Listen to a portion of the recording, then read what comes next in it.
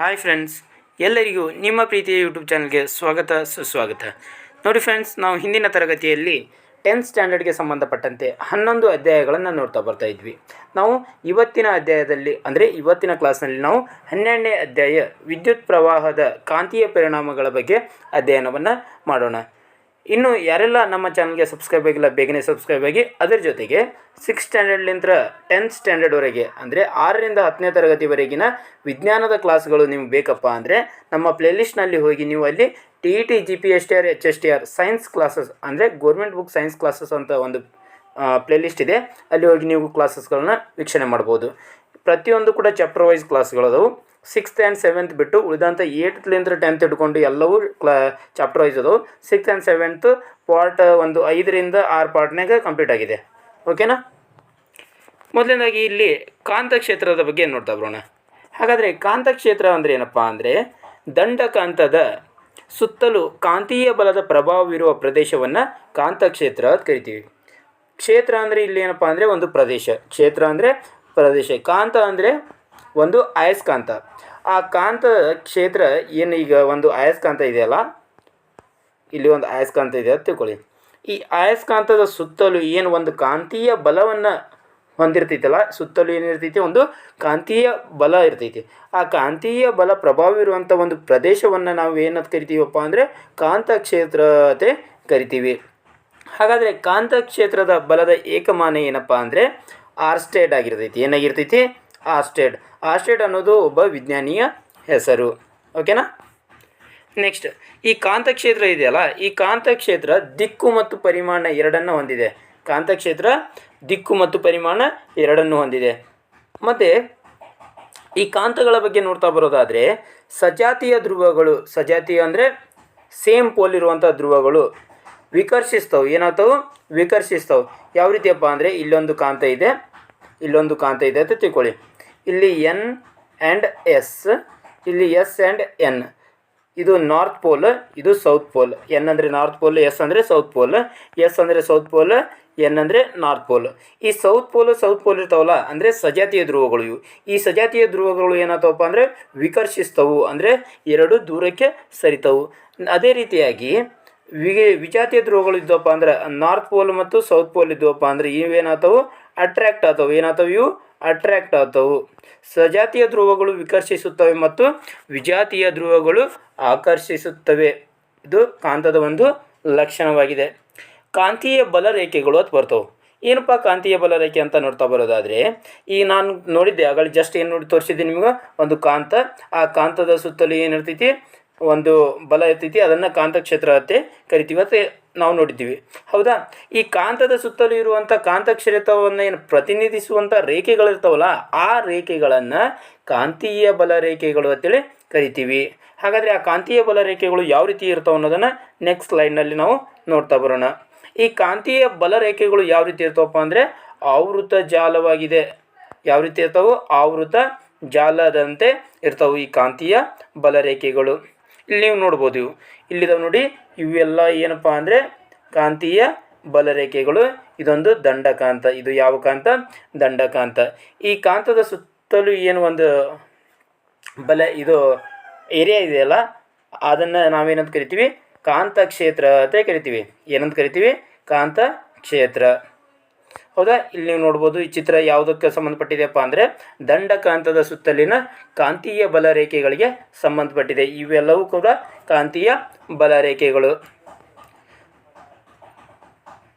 Next, ಕಾಂತೀಯ ಬಲರೇಖೆಗಳ ಸಾಂದ್ರತೆ ಹೆಚ್ಚಾದಲ್ಲಿ ಕಾಂತಕ್ಷೇತ್ರದ ಬಲವು ಹೆಚ್ಚಾಗಿರುತ್ತದೆ. ನೋಡಿ ಫ್ರೆಂಡ್ಸ್, ಇಲ್ಲಿ ಕಾಂತೀಯ ಬಲರೇಖೆಗಳ ಸಾಂದ್ರತೆ ಏನಾದರೂ ಹೆಚ್ಚಾಯ್ತಪ್ಪ ಅಂದ್ರೆ ಕಾಂತಕ್ಷೇತ್ರದ ಬಲವು ಕೂಡ ಏನಾಗ್ತೈತತ್ತ? ಹೆಚ್ಚಾಗ್ತೈತತ್ತ. ಇದಕ್ಕೆ ಸಂಬಂಧಪಟ್ಟಂತೆ ಒಂದು ಬಲಗೈ ಹೆಬ್ಬೆರಳ ನಿಯಮ ಅಂತ ಬರುತ್ತೆ. ಆ ಬಲಗೈ ಹೆಬ್ಬೆರಳ ನಿಯಮವನ್ನು ನೋಡ್ತಾ ಬರೋದಾದರೆ ಕಾಂತಕ್ಷೇತ್ರದ ಕಾಂತೀಯ ಬಲರೇಖೆಗಳ ದಿಕ್ಕಿನಲ್ಲಿ ವಾಹಕದ ಸುತ್ತಲೂ ನಿಮ್ಮ ಬೆರಳುಗಳು ಸುತ್ತಿಕೊಂಡಿರುತ್ತವೆ. ನೋಡಿ, ಕಾಂತಕ್ಷೇತ್ರ ಇದೆಯಲ್ಲ, ಆ ಕಾಂತಕ್ಷೇತ್ರದ ಕಾಂತೀಯ ಬಲರೇಖೆ ಅಂದರೆ ಇದೊಂದು ಕಾಂತಕ್ಷೇತ್ರ, ಇದೊಂದು ಕಾಂತಕ್ಷೇತ್ರ. ಈ ಕಾಂತಕ್ಷೇತ್ರದ ಕಾಂತೀಯ ಬಲರೇಖೆಗಳ ದಿಕ್ಕಿನಲ್ಲಿ ಈ ರೀತಿಯಾಗಿ ಬಲರೇಖೆಗಳ ದಿಕ್ಕಿದೆಯಲ್ಲ, ಈ ದಿಕ್ಕಿನಲ್ಲಿ ವಾಹಕದ ಸುತ್ತಲೂ, ವಾಹಕ ಅಂದ್ರೆ ಒಂದು ವೈರ್ನ ಒಳಗೆ ಏನಾಗ್ತಾ ಇದೆ, ಕರೆಂಟ್ ಪಾಸ್ ಆಗ್ತಾ ಇದೆ, ಅದನ್ನು ವಾಹಕ ಅಂತ ಕರಿತೀವಿ. ಅಂದರೆ ಯಾವುದರ ಮೂಲಕ ವಿದ್ಯುತ್ ಪ್ರವಹಿಸುತ್ತದೆಯೋ ಅದನ್ನು ವಾಹಕ ಅಂತ ಕರಿತೀವಿ. ಆ ವಾಹಕದ ಸುತ್ತಲೂ ನಿಮ್ಮ ಬೆರಳುಗಳು ಇಲ್ಲಿ ಹಿಡಿದಿದ್ದ ನೋಡಿ, ಬೆರಳುಗಳು ಸುತ್ತಿಕೊಂಡಿರುತ್ತವೆ. ಇದನ್ನು ನಾವೇನಂತ ಕರಿತೀವಿ, ಬಲಗೈ ಹೆಬ್ಬೆರಳ ನಿಯಮ ಅಂತೇಳಿ ಕರಿತೀವಿ. ಏನಪ್ಪ ಬಲಗೈ ಹೆಬ್ಬೆರಳ ನಿಯಮ ಅಂದರೆ, ಈ ಹೆಬ್ಬೆರಳು ಏನನ್ನು ಸೂಚಿಸ್ತೈತಪ್ಪ ಅಂದರೆ ವಿದ್ಯುತ್ ಪ್ರವಾಹವನ್ನು ಸೂಚಿಸ್ತೈತಿ. ಈ ಬೆರಳುಗಳು ಏನು ಸುತ್ತಕೊಂಡಿರ್ತಾವಲ್ಲ ಅದು ಏನಪ್ಪ ಅಂದರೆ ಕಾಂತಕ್ಷೇತ್ರದ ಕಾಂತೀಯ ಬಲರೇಖೆಗಳ ದಿಕ್ಕನ್ನು ಸೂಚಿಸ್ತೈತಿ. ಹೌದಾ? ಕಾಂತಕ್ಷೇತ್ರದ ಕಾಂತೀಯ ಬಲರೇಖೆಗಳ ದಿಕ್ಕಿನಲ್ಲಿ ವಾಹಕದ ಸುತ್ತಲೂ ನಿಮ್ಮ ಬೆರಳುಗಳು ಸುತ್ತಿಕೊಂಡಿರುತ್ತವೆ. ಇದನ್ನು ಬಲಗೈ ಹೆಬ್ಬೆರಳ ನಿಯಮ ಅಂತೇಳಿ ಕರಿತೀವಿ. ನೆಕ್ಸ್ಟ್, ಈ ಬಲಗೈ ಹೆಬ್ಬೆರಳು ಏನನ್ನು ಸೂಚಿಸ್ತೈತಪ್ಪ ಅಂದರೆ ವಿದ್ಯುತ್ ಪ್ರವಾಹದ ದಿಕ್ಕನ್ನು ಸೂಚಿಸ್ತೈತಿ. ಇದನ್ನು ಯಾವುದನ್ನು, ಬಲಗೈ ಹೆಬ್ಬೆರಳ ನಿಯಮವನ್ನು ಇನ್ನೊಂದು ಹೆಸರಿನಿಂದ ಕರಿತೀವಿ. ಏನಂತ ಕರಿತೀವಪ್ಪ ಅಂದರೆ ಕಾರ್ಕ್ ಸ್ಕ್ರೂ ನಿಯಮ, ಮ್ಯಾಕ್ಸ್ವೆಲ್ನ ಕಾರ್ಕ್ ಸ್ಕ್ರೂ ನಿಯಮ ಅಂತೇಳಿ ಕರಿತೀವಿ. ಅದೇ ರೀತಿಯಾಗಿ ನೆಕ್ಸ್ಟ್ ಫ್ಲೇಮಿಂಗ್ನ ಎಡಗೈ ನಿಯಮ ಬರುತ್ತೆ. ಫ್ಲೇಮಿಂಗ್ನ ಎಡಗೈ ನಿಯಮ ಇದು ಏನನ್ನು ಹೇಳ್ತಪ್ಪ ಅಂದರೆ ಕಾಂತಕ್ಷೇತ್ರದ ದಿಕ್ಕು ವಿದ್ಯುತ್ ಪ್ರವಾಹದ ದಿಕ್ಕಿಗೆ ಲಂಬವಾಗಿರುವುದಲ್ಲದೆ, ಕಾಂತಕ್ಷೇತ್ರದ ದಿಕ್ಕಿದೆಯಲ್ಲ ಅದು ವಿದ್ಯುತ್ ಪ್ರವಾಹದ ದಿಕ್ಕಿಗೆ, ಅಂದರೆ ವಿದ್ಯುತ್ ಯಾವ ದಿಕ್ಕಿಗೆ ಹೋಗ್ತಾ ಇದೆಯಲ್ಲ ಆ ಪ್ರವಾಹದ ದಿಕ್ಕಿಗೆ ಲಂಬವಾಗಿರ್ತೈತಿ. ಅದು ಅಷ್ಟೇ ಅಲ್ಲದೆ ಉಂಟಾದ ಬಲವು ಇವೆರಡರಿಂದ ಉಂಟಾದ ಬಲ ಇವೆರಡಕ್ಕೂ ಪರಸ್ಪರ ಲಂಬವಾಗಿರುತ್ತೆ. ಇವೆರಡಕ್ಕೂ ಏನಾಗ್ತೈತಿ, ಪರಸ್ಪರ ಲಂಬವಾಗಿರ್ತೈತಿ. ಈ ಮೂರು ದಿಕ್ಕುಗಳನ್ನು ವಿವರಿಸುವಂಥ ಸರಳ ನಿಯಮವನ್ನು ನಾವೇನಂತ ಕರಿತೀವಿ, ಫ್ಲೇಮಿಂಗ್ನ ಎಡಗೈ ನಿಯಮ ಅಂತೇಳಿ ಕರಿತೀವಿ. ಇಲ್ಲಿ ನೀವು ನೋಡ್ಬೋದು, ಇಲ್ಲಿ ಕಾಂತಕ್ಷೇತ್ರದ ದಿಕ್ಕು ಬರುತ್ತೆ. ಒಂದು ಏನು ಬರುತ್ತೆ, ಕಾಂತಕ್ಷೇತ್ರದ ದಿಕ್ಕು, ಇನ್ನೊಂದು ವಿದ್ಯುತ್ ಪ್ರವಾಹದ ದಿಕ್ಕು. ಈ ಕಾಂತಕ್ಷೇತ್ರದ ದಿಕ್ಕು ಮತ್ತು ವಿದ್ಯುತ್ ಪ್ರವಾಹದ ದಿಕ್ಕು ಎರಡೂ ಏನಾಗಿರ್ತಾವೆ, ಲಂಬವಾಗಿರ್ತಾವೆ. ಅಷ್ಟೇ ಅಲ್ಲದೆ ಇವುಗಳಿಂದ ಉಂಟಾದ ಬಲ ಇರ್ತೈತಲ್ಲ ಅದು ಕೂಡ ಇವೆರಡಕ್ಕೂ ಪರಸ್ಪರ ಲಂಬವಾಗಿರ್ತೈತಿ. ಇದನ್ನು ನಾವೇನಂತ ಕರಿತೀವಿ, ಫ್ಲೇಮಿಂಗ್ನ ಎಡಗೈ ನಿಯಮ ಅಂತೇಳಿ ಕರಿತೀವಿ. ಇಲ್ಲಿ ನೀವು ನೋಡ್ಬೋದು, ಫ್ಲೇಮಿಂಗ್ನ ಎಡಗೈ ನಿಯಮದ ಪ್ರಕಾರ ಎಡಗೈ ಹೆಬ್ಬೆರಳು, ತೂರು ಬೆರಳು ಮತ್ತು ಮಧ್ಯದ ಬೆರಳು, ತೋರು ಬೆರಳು ಆಗಬೇಕಾಯ್ತದು, ಮಧ್ಯದ ಬೆರಳುಗಳು ಪರಸ್ಪರ ಏನಾಗಿರ್ತಾವೆ, ಲಂಬವಾಗಿರ್ತಾವೆ. ಇಲ್ಲಿ ನೀವು ನೋಡ್ಬೋದು, ಇದು ಫ್ಲೇಮಿಂಗ್ನ ಎಡಗೈ ನಿಯಮದ ಒಂದು ಚಿತ್ರ. ಇದು ಚಲನೆಯನ್ನು ಸೂಚಿಸ್ತೈತಿ. ಹೆಬ್ಬೆರಳು ಏನನ್ನು ಸೂಚಿಸ್ತಾ ಇದೆ, ಚಲನೆ. ತೋರು ಬೆರಳು ಏನನ್ನು ಸೂಚಿಸ್ತಾ ಇದೆ, ಕಾಂತಕ್ಷೇತ್ರವನ್ನು ಸೂಚಿಸ್ತಾ ಇದೆ. ಮಧ್ಯದ ಬೆರಳು ವಿದ್ಯುತ್ ಪ್ರವಾಹವನ್ನು ಸೂಚಿಸ್ತಾ ಇದೆ. ಇವು ಮೂರು ಯಾವ ರೀತಿ ಇದಾವಪ್ಪ ಅಂದರೆ ಒಂದಕ್ಕೊಂದು ಲಂಬವಾಗ್ಯವು, ಪರಸ್ಪರ ಲಂಬವಾಗಿದ್ದವು. ಈ ಎಡಗೈನ ಹೆಬ್ಬೆರಳು ಏನನ್ನು ಸೂಚಿಸ್ತೈತಪ್ಪ ಅಂದರೆ, ನಾನು ಈ ಚಿತ್ರದಲ್ಲಿ ಹೇಳಿರುವ ಹಾಗೆ ವಾಹಕದ ಮೇಲೆ ವರ್ತಿಸುವ ಚಲನೆಯ ಅಥವಾ ಬಲದ ದಿಕ್ಕನ್ನು ಸೂಚಿಸ್ತೈತಿ. ಇದು ಒಂದು ಚಲನೆಯ ದಿಕ್ಕನ್ನು ಸೂಚಿಸ್ತೈತಿ ಅಥವಾ ಬಲದ ದಿಕ್ಕನ್ನು ಸೂಚಿಸ್ತೈತಿ. ಯಾವುದು, ಎಡಗೈ ಹೆಬ್ಬೆರಳು. ಅದೇ ರೀತಿಯಾಗಿ ಎಡಗೈ ತೋರು ಬೆರಳು ಏನನ್ನು ಸೂಚಿಸ್ತೈತಪ್ಪ ಅಂದರೆ ಕಾಂತಕ್ಷೇತ್ರದ ದಿಕ್ಕನ್ನು ಸೂಚಿಸ್ತೈತಿ. ಎಡಗೈನ ಮಧ್ಯದ ಬೆರಳು ವಿದ್ಯುತ್ ಪ್ರವಾಹದ ದಿಕ್ಕನ್ನು ಸೂಚಿಸ್ತೈತಿ. ಇದು ಇಂಪಾರ್ಟೆಂಟ್ ಆಗುತ್ತೆ, ಫ್ಲೇಮಿಂಗ್ನ ಎಡಗೈ ನಿಯಮ. ನೆಕ್ಸ್ಟ್ ಅದೇ ರೀತಿಯಾಗಿ ಹೆಬ್ಬೆರಳು ನಿಯಮ ಕೂಡ ಇಂಪಾರ್ಟೆಂಟು. ಯಾವುದಪ್ಪ ಅಂದರೆ ಬಲಗೈ ಹೆಬ್ಬೆರಳು ನಿಯಮ. ಈಗೇನು ವಿದ್ಯುತ್ ಪ್ರವಹಿಸುತ್ತಿರುವಂಥ ಒಂದು ವಾಹಕ ಮತ್ತು ಕಾಂತಕ್ಷೇತ್ರವನ್ನು ಎಲ್ಲಿ ಬಳಕೆ ಮಾಡ್ತೀವಪ್ಪ ಅಂದರೆ ವಿದ್ಯುತ್ ಮೋಟಾರ್ನಲ್ಲಿ ಬಳಕೆ ಮಾಡ್ತೀವಿ, ವಿದ್ಯುತ್ ಜನರೇಟರ್ನಲ್ಲಿ ಬಳಕೆ ಮಾಡ್ತೀವಿ, ಧ್ವನಿವರ್ಧಕ ಯಂತ್ರಗಳಲ್ಲಿ ಬಳಕೆ ಮಾಡ್ತೀವಿ, ಮೈಕ್ರೋಫೋನ್ಗಳಲ್ಲಿ ಬಳಕೆ ಮಾಡ್ತೀವಿ, ವಿದ್ಯುತ್ ಮಾಪಕ ಯಂತ್ರಗಳಲ್ಲಿ ಇವುಗಳನ್ನು ಬಳಕೆ ಮಾಡ್ತೀವಿ. ನೆಕ್ಸ್ಟ್ ಬರೋದೇ ವಿದ್ಯುತ್ ಮೋಟಾರ್ ಅಂತ ಬರುತ್ತೆ.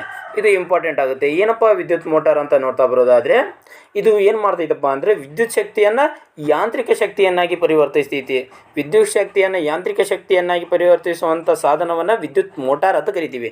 ನಾವು ಎಕ್ಸಾಂಪಲ್ಗೆ ನೋಡ್ತಾ ಬರೋದಾದರೆ, ಮನೆಯಲ್ಲಿ ನೀವು ನೀರು ಏರಿಸಲು ಅಂದರೆ ಮ್ಯಾಲೆ ಸಿಂಟೆಕ್ಸ್ಗೆ ನೀರು ಏರಿಸಲು ಒಂದು ಮೋಟ್ರನ್ನು ಫಿಕ್ಸ್ ಮಾಡಿರ್ತೀರಿ. ಆ ಮೋಟ್ರಿಗೆ ನೀವೇನು ಮಾಡ್ತೀರಿ, ವಿದ್ಯುತ್ತನ್ನು ನೀಡ್ತೀರಿ. ಏನು ಮಾಡ್ತೀರಿ, ವಿದ್ಯುತ್ತನ್ನು ನೀಡ್ತೀರಿ. ಆ ವಿದ್ಯುತ್ ನೀಡಿದಾಗ ಅದು ಏನು ಮಾಡ್ತೈತಪ್ಪ ಅಂದರೆ ನೀರನ್ನು ಮೇಲಕ್ಕೆ ಸಿಂಟೆಕ್ಸ್ಗೆ ಒಯ್ದು ಹಾಕ್ತೈತಿ. ಆ ರೀತಿ ಆಗುವುದು ಏನಪ್ಪ ಅಂದ್ರೆ ನಾವಿಲ್ಲಿ ಏನು ನೀಡಿದ್ದೀವಿ, ಅದಕ್ಕೆ ವಿದ್ಯುತ್ ಶಕ್ತಿಯನ್ನು ನೀಡಿದ್ದೀವಿ. ಆ ವಿದ್ಯುತ್ ಶಕ್ತಿ ಯಾವ ಶಕ್ತಿಯಾಗಿ ಕನ್ವರ್ಟ್ ಆಯಿತು, ಯಾಂತ್ರಿಕ ಶಕ್ತಿಯಾಗಿ ಕನ್ವರ್ಟ್ ಆಯಿತು. ಇಲ್ಲಿ ನೋಡ್ರಿ, ವಿದ್ಯುತ್ ಶಕ್ತಿಯನ್ನು ಯಾಂತ್ರಿಕ ಶಕ್ತಿಯನ್ನಾಗಿ ಪರಿವರ್ತಿಸುವಂಥ ಸಾಧನವನ್ನು ನಾವು ವಿದ್ಯುತ್ ಮೋಟಾರ್ ಅಂತ ಕರಿತೀವಿ. ಈ ಕ್ವಶನ್ ಇಂಪಾರ್ಟೆಂಟ್ ಆಗುತ್ತೆ. ಇದನ್ನು ಕೇಳ್ತಾನೆ, ಯಾವ ರೀತಿ ಕೇಳ್ತಾನಪ್ಪ ಅಂದರೆ ವಿದ್ಯುತ್ ಶಕ್ತಿಯನ್ನು ಯಾಂತ್ರಿಕ ಶಕ್ತಿಯನ್ನಾಗಿ ಪರಿವರ್ತಿಸುವ ಸಾಧನ ಯಾವುದು ಅಂತ ಕೇಳಿದಾಗ ವಿದ್ಯುತ್ ಮೋಟಾರ್ ಅಂತೇಳಿ ನೀವು ಆನ್ಸರ್ ಮಾಡಬೇಕಾಗುತ್ತೆ. ಹಾಗಾದರೆ ಈ ವಿದ್ಯುತ್ ಮೋಟಾರ್ಗಳನ್ನು ಎಲ್ಲಿ ಬಳಕೆ ಮಾಡ್ತೀವಪ್ಪ ಅಂದರೆ ವಿದ್ಯುತ್ ಫ್ಯಾನ್ಗಳಲ್ಲಿ ಬಳಕೆ ಮಾಡ್ತೀವಿ, ರೆಫ್ರಿಜರೇಟರ್ಗಳಲ್ಲಿ ಬಳಕೆ ಮಾಡ್ತೀವಿ, ಮಿಕ್ಸರ್ಗಳಲ್ಲಿ ಬಳಕೆ ಮಾಡ್ತೀವಿ, ಬಟ್ಟೆ ತೊಳೆಯುವ ಯಂತ್ರಗಳಲ್ಲಿ ಬಳಕೆ ಮಾಡ್ತೀವಿ, ಕಂಪ್ಯೂಟರ್ಗಳಲ್ಲಿ ಬಳಕೆ ಮಾಡ್ತೀವಿ, MP3 ನುಡಿಸುವಂಥ ಸಾಧನಗಳಲ್ಲಿ ಇವುಗಳನ್ನು ಬಳಕೆ ಮಾಡ್ತೀವಿ. ಇಲ್ಲಿ ನೋಡ್ಬೋದು ನೀವು ಎಕ್ಸಾಂಪಲ್ಗೆ ಒಂದು ವಿದ್ಯುತ್ ಫ್ಯಾನನ್ನು ಕೂಡ ತೊಗೊಂಡ್ಬಿಡಿ. ಅಲ್ಲಿ ಕೂಡ ನಾವೇನು ನೀಡ್ತೀವಿ, ವಿದ್ಯುತ್ತನ್ನು ನೀಡ್ತೀವಿ. ವಿದ್ಯುತ್ ಫ್ಯಾನ್ಗೆ ಒಂದು ವಿದ್ಯುತ್ತನ್ನು ನೀಡಿದಾಗ ಅದು ಏನು ಮಾಡ್ತೈತಿ, ಫ್ಯಾನ್ ತಿರುಗ್ತಾ ನಮಗೇನು ನೀಡ್ತೈತಿ, ಗಾಳಿಯನ್ನು ನೀಡ್ತೈತಿ. ಅದು ಏನಾಯ್ತಪ್ಪ ಅಂದರೆ ಯಾಂತ್ರಿಕ ಶಕ್ತಿಯನ್ನು ಪರಿವರ್ತಿಸ್ತು, ವಿದ್ಯುತ್ ಶಕ್ತಿಯನ್ನು ಯಾಂತ್ರಿಕ ಶಕ್ತಿಯನ್ನಾಗಿ ಪರಿವರ್ತಿಸಿತ್ತು. ಹೌದಾ?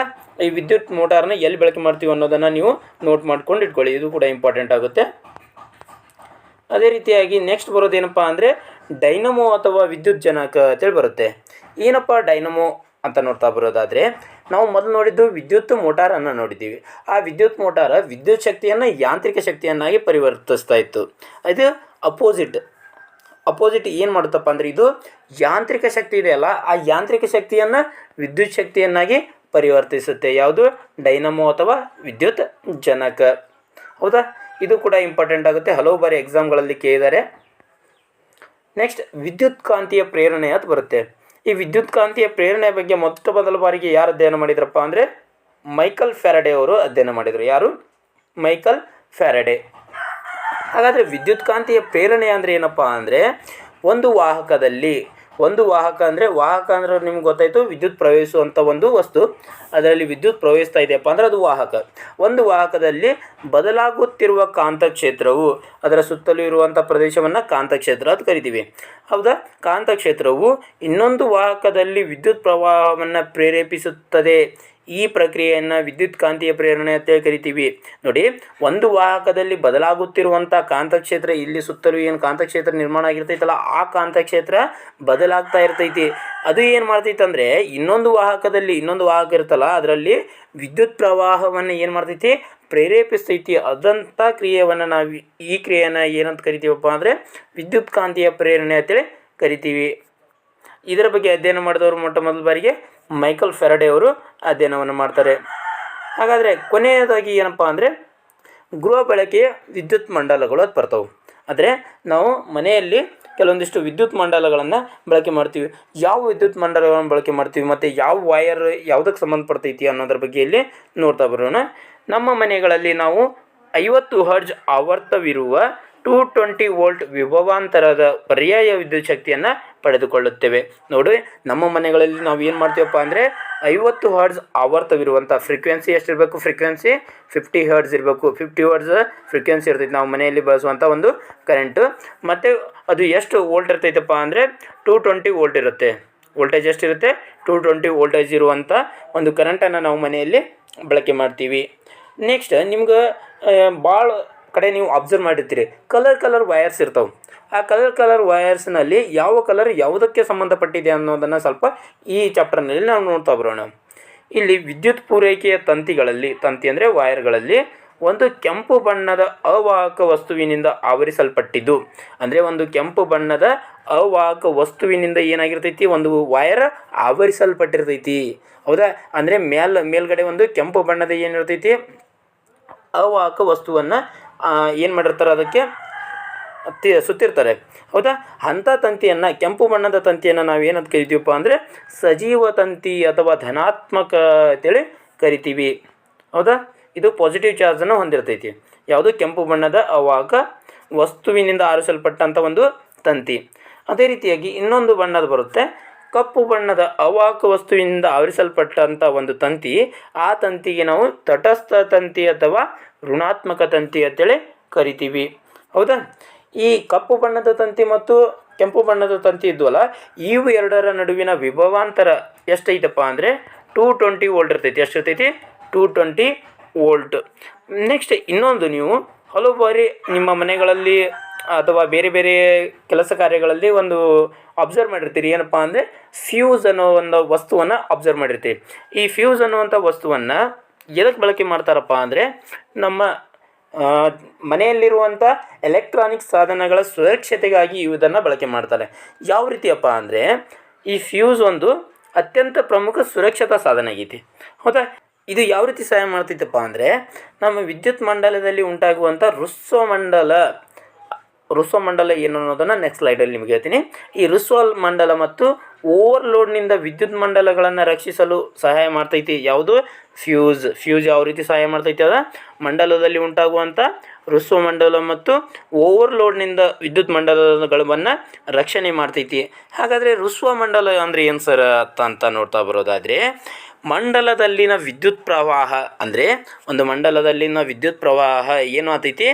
ಸಡನ್ಲಿ ಅಂದರೆ ಥಟ್ಟನೆ ಬಹಳ ಹೆಚ್ಚಾಗಿ ಬಿಡುತ್ತದೆ. ಇದನ್ನು ನಾವು ಋಸ್ವ ಮಂಡಲ ಅಥವಾ ಇಂಗ್ಲೀಷ್ನಲ್ಲಿ ಶಾರ್ಟ್ ಸರ್ಕ್ಯೂಟ್ ಅಂತ ಕರಿತೀವಿ. ಎಲ್ಲರಿಗೂ ಗೊತ್ತಿರ್ತೈತಿ ಶಾರ್ಟ್ ಸರ್ಕ್ಯೂಟ್ ಅನ್ನೋದು ವರ್ಡ್. ಆದರೆ ಋಸ್ವ ಮಂಡಲ ಅನ್ನುವಂಥ ವರ್ಡು ಗೊತ್ತಿರಲ್ಲ. ನೀವು ಇದನ್ನು ನೆನಪಿಟ್ಕೋಬೇಕು. ಯಾಕಪ್ಪ ಅಂದರೆ ನೀವು ಕನ್ನಡ ಮೀಡಿಯಮ್ನಲ್ಲಿ ಎಕ್ಸಾಮ್ ಬರಿತೀರಪ್ಪ ಅಂದರೆ ಅಲ್ಲಿ ಕನ್ನಡದಲ್ಲಿ ನಿಮಗೆ ಪ್ರಶ್ನೆಗಳನ್ನು ಕೊಟ್ಟಿರ್ತಾನೆ. ಋಸ್ವ ಮಂಡಲ ಅಂದರೆ ಏನಪ್ಪ ಅಂತ ಕೇಳಿದರೆ ನೀವು ಈ ರೀತಿಯಾಗಿ ಆನ್ಸರ್ ಮಾಡಬೇಕಾಗುತ್ತೆ. ಮಂಡಲದಲ್ಲಿನ ವಿದ್ಯುತ್ ಪ್ರವಾಹ ಥಟ್ಟನೆ ಬಹಳ ಹೆಚ್ಚಾಗಿ ಬಿಡುತ್ತದೆ. ಇದನ್ನು ನಾವೇನಂತ ಕರಿತೀವಿ? ಋಸ್ವ ಮಂಡಲ ಅಂತೇಳಿ ಕರಿತೀವಿ. ಅದೇ ರೀತಿಯಾಗಿ ಓವರ್ಲೋಡ್ ಯಾವ ರೀತಿ ಉಂಟಾಗುತ್ತೆ ಅಂತ ನೋಡ್ತಾ ಬರೋದಾದರೆ, ಈಗ ನಾನು ನೋಡಿದ್ದೆ ಧನಾತ್ಮಕ ಮತ್ತು ಋಣಾತ್ಮಕ ತಂತಿಗಳು ಅಂತ. ಅದೇ ರೀತಿಯಾಗಿ ಅದಕ್ಕೆ ಇನ್ನೊಂದು ಹೆಸರು ಏನಪ್ಪ ಅಂದರೆ ಧನಾತ್ಮಕಕ್ಕೆ ಸಜೀವ ತಂತಿ ಅಂತ ಕೂಡ ಕರಿತೀವಿ, ಋಣಾತ್ಮಕಕ್ಕೆ ತಟಸ್ಥ ತಂತಿ ಅಂತ ಕೂಡ ಕರಿತೀವಿ. ಈ ಸಜೀವ ತಂತಿ ಮತ್ತು ತಟಸ್ಥ ತಂತಿಗಳು ಎರಡೂ ಏನಾಗ್ತಾವಪ್ಪ ಅಂದ್ರೆ ನೇರ ಸಂಪರ್ಕಕ್ಕೆ ಬಂದುಬಿಡ್ತಾವೆ. ಒಮ್ಮೆಲೆ ಯಾವಾಗಾದರೂ ಏನಾದರೂ ಸ್ವಲ್ಪ ಕಟ್ಟಾಗಿತ್ತಪ್ಪ ಅಂದರೆ ವೈರ್ ಕಟ್ಟಾಗಿ ಈ ಎರಡು ವೈರ್ಗಳು ಕಟ್ಟಾದಾಗ ಅದರ ಮೇಲಿನ ಹೊದಿಕೆಗಳು ಕೆಂಪು ಮತ್ತು ಕಪ್ಪು ಬಣ್ಣದ ಹೊದಿಕೆಗಳು ಕಟ್ಟಾದಾಗ ಆ ಹೊದಿಕೆಗಳು ಕಟ್ಟಾದ ತಕ್ಷಣ ಇವೇನಾದರೂ ಬೈ ಚಾನ್ಸ್ ಎರಡೂ ಕೂಡಿಕೊಂಡು ಅಂದ್ರೆ ಅದು ಏನಾಗ್ಬಿಡ್ತೈತಿ? ಸಡನ್ಲಿ ಓವರ್ಲೋಡ್ ಆಗ್ತೈತಿ. ಓವರ್ಲೋಡ್ ಆಗೋದ್ರ ಮೂಲಕ ಏನಾಗ್ತೈತಿ? ಮನೆಯಲ್ಲಿರುವಂಥ ಎಲೆಕ್ಟ್ರಿಕ್ ಸಾಧನಗಳು ಹಾಳಾಗುವಂಥ ಸಾಧ್ಯತೆ ಇರ್ತೈತಿ. ಆ ಟೈಮ್ನಲ್ಲಿ ಏನು ಫ್ಯೂಸ್ ಇರ್ತೈತಲ್ಲ, ಫ್ಯೂಸ್ನಲ್ಲಿ ಒಂದು ತಂತಿ ಇರುತ್ತೆ, ಅದು ಕರಗಿ ಹೋಗಿ ಫ್ಯೂಸ್ ಆಟೋಮೆಟಿಕ್ಲಿ ಏನಾಗ್ತೈತಿ? ಮನೆಗೆ ಕರೆಂಟ್ ಬರುವುದು ಸ್ಟಾಪ್ ಆಗ್ತೈತಿ. ಈ ಮೂಲಕ ನಮಗೆ ಏನು ಮಾಡ್ತೈತಿ? ಫ್ಯೂಸ್ ನಮ್ಮ ವಿದ್ಯುತ್ ಸಲಕರಣೆಗಳಿಗೆ ಸಾಧನಗಳನ್ನು ರಕ್ಷಣೆ ಮಾಡ್ತೈತಿ. ಹೌದಾ? ಯಾವುದರಿಂದ? ಒಂದು ಓವರ್ಲೋಡ್ ಆಗುವುದರಿಂದ, ಇನ್ನೊಂದು ಶಾರ್ಟ್ ಸರ್ಕ್ಯೂಟ್ ಆಗುವುದರಿಂದ ಅಥವಾ ಋಸ್ವ ಮಂಡಲ ಉಂಟಾಗುವುದರಿಂದ ನಮಗೆ ರಕ್ಷಣೆ ಮಾಡ್ತೈತಿ. ಓಕೆನಾ? ಇದಿಷ್ಟೇನಾಗಿತ್ತಪ್ಪ ಅಂದರೆ ಅಧ್ಯಾಯ 11ಕ್ಕೆ ಸಂಬಂಧಪಟ್ಟಂಥ ಕ್ಲಾಸ್ ಆಗಿತ್ತು. ಇದೇ ರೀತಿಯ ಇನ್ನಿತರ ತರಗತಿಯಾಗಿ ನಮ್ಮ ಚಾನಲನ್ನು ಸಬ್ಸ್ಕ್ರೈಬ್ ಮಾಡ್ಕೊಳ್ಳಿ. ಧನ್ಯವಾದಗಳು.